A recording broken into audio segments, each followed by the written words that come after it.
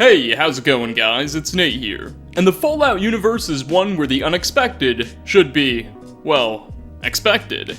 Yes, this wild wasteland is one where the rules and societal norms of the old, non-irradiated world have been replaced with a new order, imposed by the power of Adam. One of the systems employed by Fallout 4 and indeed by Bethesda in all of their games to keep each experience feeling unique and encourage players to never let their guard down is a mechanism we call random encounters.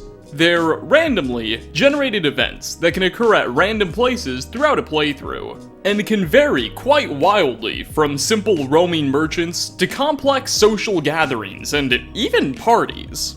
Some of these random encounters, though, are really rare, or otherwise just so fascinating, I figure they deserve a tad more coverage. So, that's our mission today. Kick back, crack open a can of that good old local Vim soda, and relax, as we take a look at 5 more strange and rare random encounters you may have missed in Fallout 4. Part 3. Starting off, meet Kat and Gus, an unlikely pair of characters you can encounter wandering the smoldering roads of the Commonwealth during your travels. Kat is a young girl, seemingly somewhere around 10 to 12 years old. And Gus, well, he's a bit different. A massive armed-to-the-teeth sentry bot that seems to be Kat's companion and protector. Unfortunately, despite such a really cool dynamic, neither Kat nor her metallic friend offer much in the way of unique dialogue. Although according to the wikis, Kat does in fact act as a miscellaneous junk and ammunition merchant. However, for whatever reason, she wouldn't sell to me. It's really cool imagining this little girl, who otherwise likely wouldn't do particularly well on her own in a world like this, being able to become a bit of an entrepreneur, venturing out into the most dangerous parts of the waste thanks to this massive robot that's taken a liking to her. It's obviously left unexplained how Kat and Gus came into each other's company, but it's clearly working out for them. Furthermore, while I did just say neither has much custom dialogue, if the sole survivor destroys Gus, Kat will briefly say something along the lines of, "You killed my only friend," and run away in terror. You killed my only friend! Kat, being a child, is of course flagged as an essential character, and can't be harmed in the same capacity.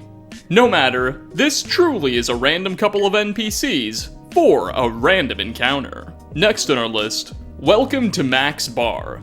This tiny establishment, as well as her owner and proprietor, Mac, have a small chance to randomly spawn in at any number of potential locations during a given playthrough. Mac's Bar is exactly what it sounds like.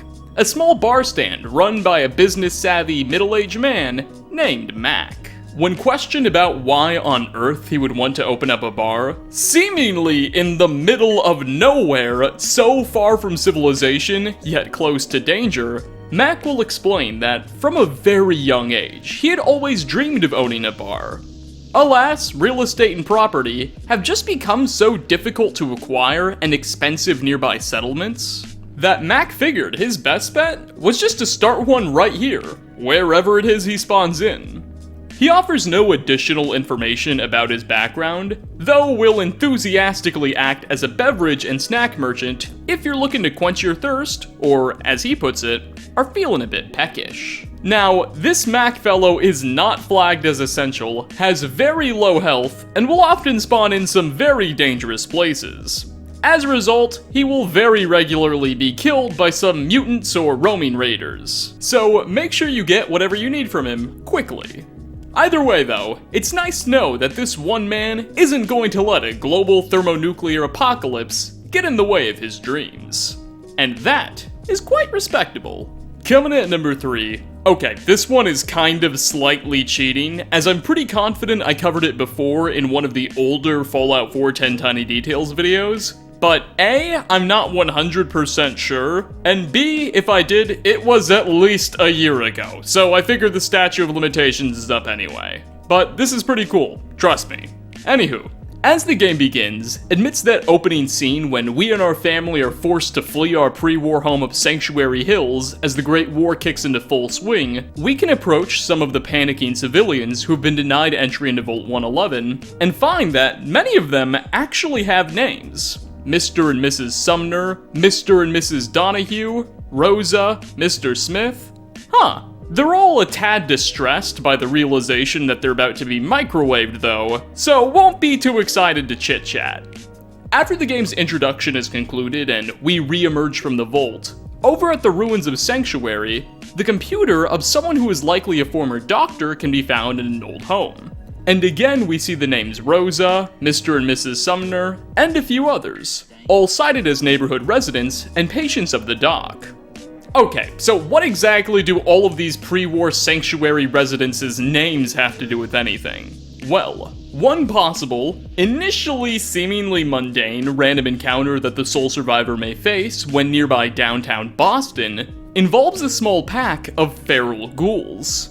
Ghoul packs are a pretty common encounter, arguably the most frequent there is, so it's easy to overlook this when it occurs. But if you're really lucky, there's a chance that all of these ghouls will be named. They won't spawn in with feral ghoul appearing on your HUD, but instead with the familiar names of your old neighbors. Rosa, the Sumners, the Donahues, the Smiths, they're back! More than likely, when the bombs detonated, they were just far away / weak enough to not totally vaporize everyone who has rejected access to Vault 111, but only ghoulify them. Since that day, for the past 200 years, they must have been traveling together, covering the wastes as a pack. It's the whole neighborhood again. Well, the whole neighborhood except you. And they may just be feeling a bit bitter, so be ready for a skirmish. For 4th spot, we have an encounter that can only occur at the few specific random encounter spots that allow for campsites to spawn in.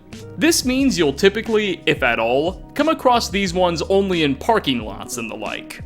Nonetheless, it's possible to happen upon a small campsite, inhabited by 2 Wastelanders, just roughing it out in the Commonwealth. A man named Mikey and another fellow, going by Moss. What's so hilarious about this duo is that when you first walk up to them, they'll be having a, shall we call it, an important philosophical debate. I know what I'm talking about here. Bullshit. You can't just put something between 2 pieces of bread and claim it's a sandwich.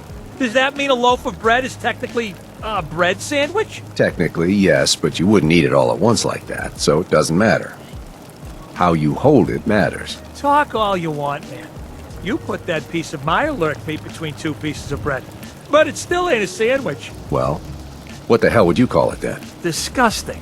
That's what. Yes, these two will be debating the definition of a sandwich, and what exactly constitutes one. Moss has taken the brave position that a sandwich is any meal bound by 2 pieces of bread, while Mikey seems to favor a more strict interpretation, though doesn't exactly elaborate, and is perhaps more concerned with how it's held. Personally, I'm with Moss on this one.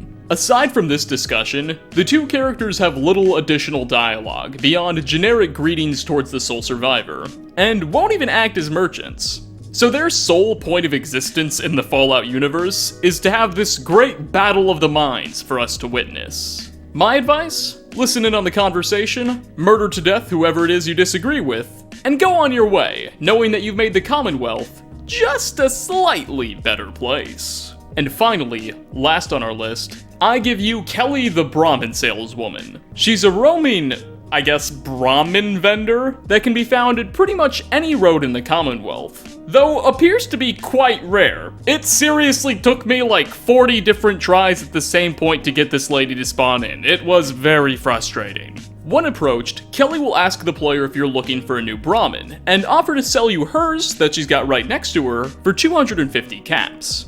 If you agree to the purchase, you'll be able to send it to one of your settlements, and the Brahmin could prove to be a pretty useful ally.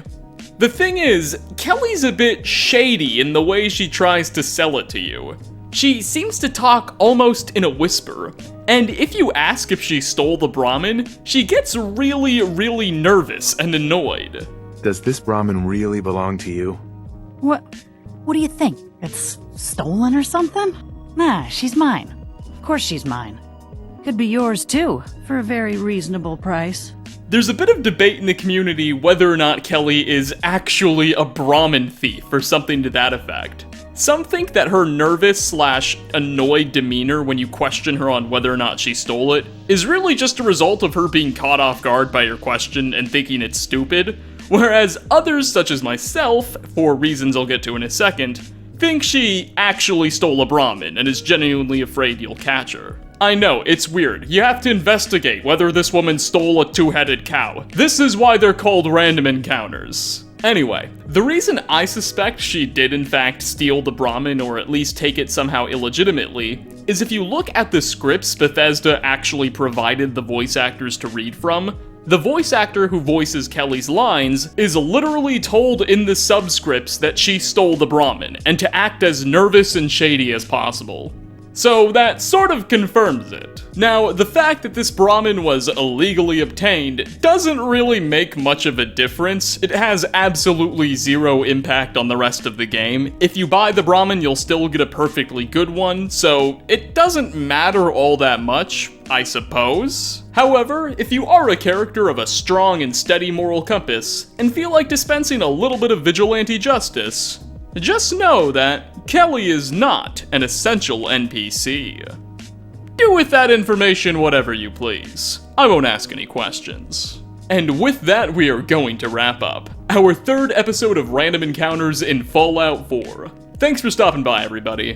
Which of these have you already come across? And what surprising or fascinating random encounters and world interactions have you faced that you think deserve a mention? Leave a comment down below. As always, like ratings are very much appreciated, and if you really liked everything, evidently subscribing and turning on notifications is working now? At least that's what YouTube says, so consider giving the bell a tap. Again, thanks for watching, and I hope to catch you all in my next video. Peace out, everyone.